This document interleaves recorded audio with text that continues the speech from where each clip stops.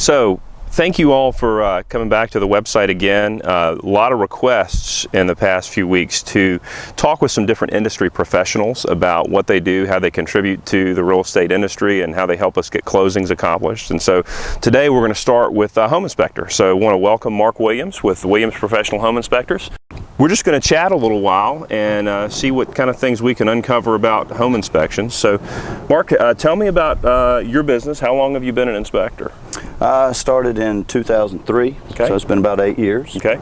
Done in the range of 4,000 home inspections. Wow, that's a lot. It's business at one time got pretty busy. Yes, it did. It was busy here for a little while. And those range anywhere from just south of us to north of us over to the Raleigh area, and everything in between. So in this process of getting a closing done and your experience as a home inspector, what are some of the biggest issues that you see in the industry right now? Well, some of the biggest issues that we tend to run across from a home standpoint, in particular right now, is some deferred maintenance issues. Okay. With the market being as such as it is and whatnot, many people just do not have the means that they once had to do the general maintenance items, which tend to lead themselves to become larger, more significant issues because of that lack of maintenance and lack of attention. And one of the other things that I have noticed in the industry as a whole is a lot of people not actually getting home inspections. Really? Yes. And so they're buying a house and they're not inspecting it. And a lot of that has to do with this whole as-is type clause that's out there. Okay. But so it sounds like then your recommendation would be, if it's a foreclosure or bank-owned property or short sale and it's being sold as is, get an inspection anyway so you understand what as is actually means. exactly. Okay. What does that mean? Okay. Okay. So are there any common issues outside of deferred maintenance that you're seeing with houses in the Wilmington area? Well, one of the things obviously that we run across on a fairly regular basis in this area, being a coastal region, and the lack of slope on the land, we tend to run into some water issues. Okay. Particularly with crawl space homes. Okay. And we have a pretty high humidity level anyway, so that probably contributes some. Absolutely, we have the humidity. I mean, part of the bonus of living here is that ocean sitting Absolutely. out there. And so moisture-related issues are certainly a very common theme here, which again, a lot of the lack of maintenance, to kind of step back to that, is exterior caulking issues, painting, and things of that nature that can lead to wood rot, and all types of other issues that can then lead obviously to more significant issues. Sure, makes sense. So do you have a preference one way or another about crawl spaces? And what I mean by that is there's a movement a little bit to have the crawl space entirely sealed with a thicker than normal vapor barrier that's sealed up against the foundation wall, and the footers, just kind of goes up on the inside, and they put a dehumidifier in there and all that. And there's arguments for that and against it. So what do you have an opinion on which way people ought to go with their crawl space? It's kind of like everything.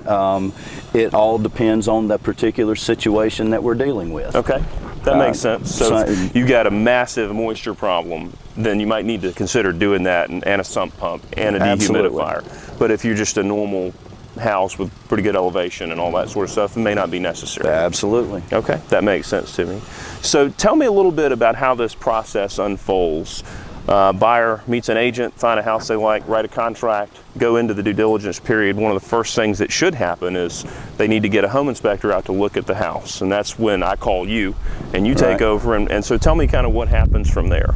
Well, the first thing we're going to do is I'm going to we have a pre-inspection agreement and or contract in North Carolina that's required. With the buyer? That's with the buyer, between the buyer and my company. And we get that paperwork taken care of. And then obviously we're going to set the appointment as to when we're going to do the inspection, determine whether or not they're going to meet me on site or not. and then I show up and do the inspection. Okay. And in my company's case, it's extremely thorough. Okay. It is basically front to back, left to right, and everything in between. Okay. And how long does that typically take you to do an inspection? Average inspection is going to last 3 to 4 hours. Okay. And would you recommend that the buyers, if they're going to come for the whole thing, or would you rather see them come out for maybe the last half hour so you can go back and kind of point out the main issues that you found?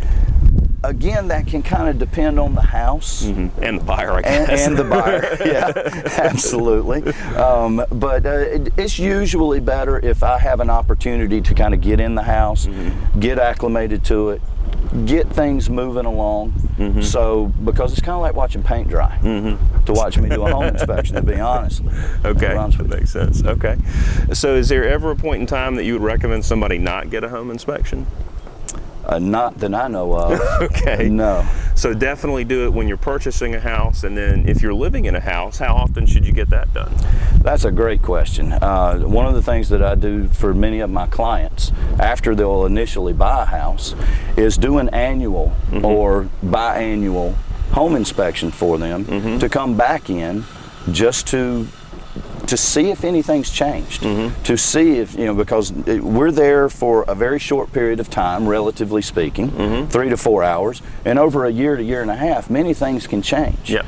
And it is just a great idea to have a home inspected, if not every 12 months, at least every 18 to 24 months, so you can, as a homeowner, can stay on top of your maintenance. Sure, that makes perfect sense. So do it when you buy it, do it when you live there, and would you do it before you sell it? I think it's a great idea. Okay.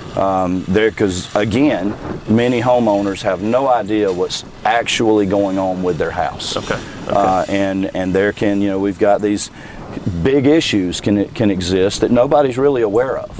And if we can uncover that prior to the listing process, then a homeowner can either address that issue or that issue can be disclosed, and it's not coming in on the backside. Sure. It's not a surprise to anybody. Yeah, nobody likes surprises in a contract. No, surprises are not good. No.